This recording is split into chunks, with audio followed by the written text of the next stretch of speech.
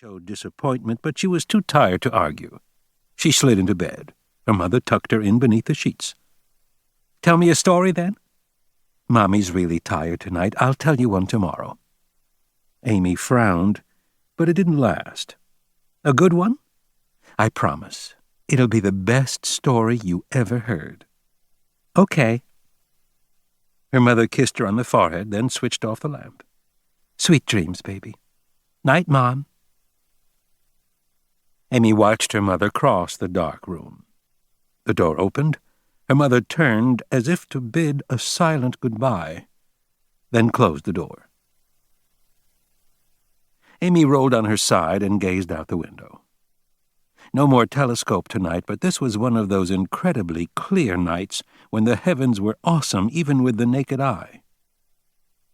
She watched for several minutes until her vision blurred and the stars began to swirl. She was getting drowsy. 20 minutes passed, maybe longer. Her eyes closed, then opened. Her head sank deeper into the pillow. The strip of light from the hallway disappeared beneath her bedroom door. Mom was apparently going to bed. It comforted Amy to know that. The last few nights her mother hadn't been sleeping. She glanced out the window again. Beyond the trees, she saw the lights go out in the house next door. With eyes closed, she imagined the lights going out in house after house as the neighborhood, the city, the entire country went to sleep. The lights were off all around the world, but the stars burned bright. Amy was nearly asleep.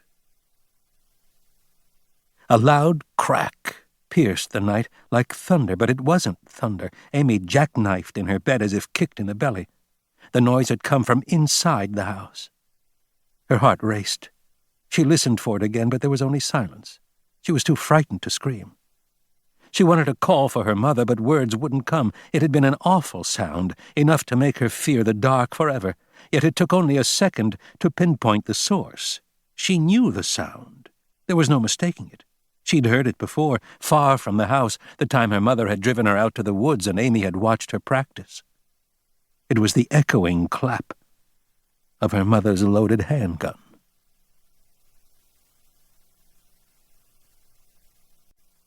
Part 1. Summer, 1999. Chapter 1.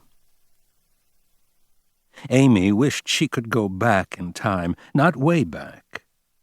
It wasn't as if she wanted to sip ouzo with Aristotle or tell Lincoln to duck. Less than a fortnight would suffice. Just far enough to avert the computer nightmare she'd been living.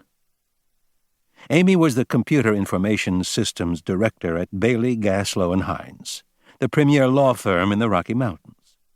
It was her job to keep confidential information flowing freely and securely between the firm's offices in Boulder, Denver, Salt Lake City, Washington, London, and Moscow.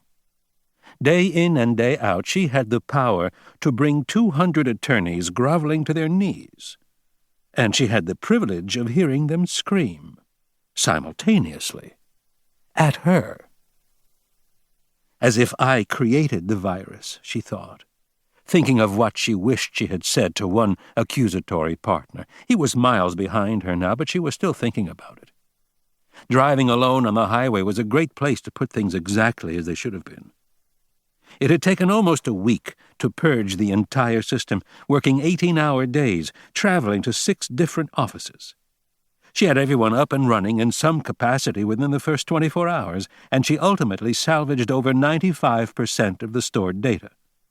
Still, it wasn't a pleasant experience to have to tell a half-dozen unlucky lawyers that, like Humpty Dumpty, their computers and everything on them were DOA.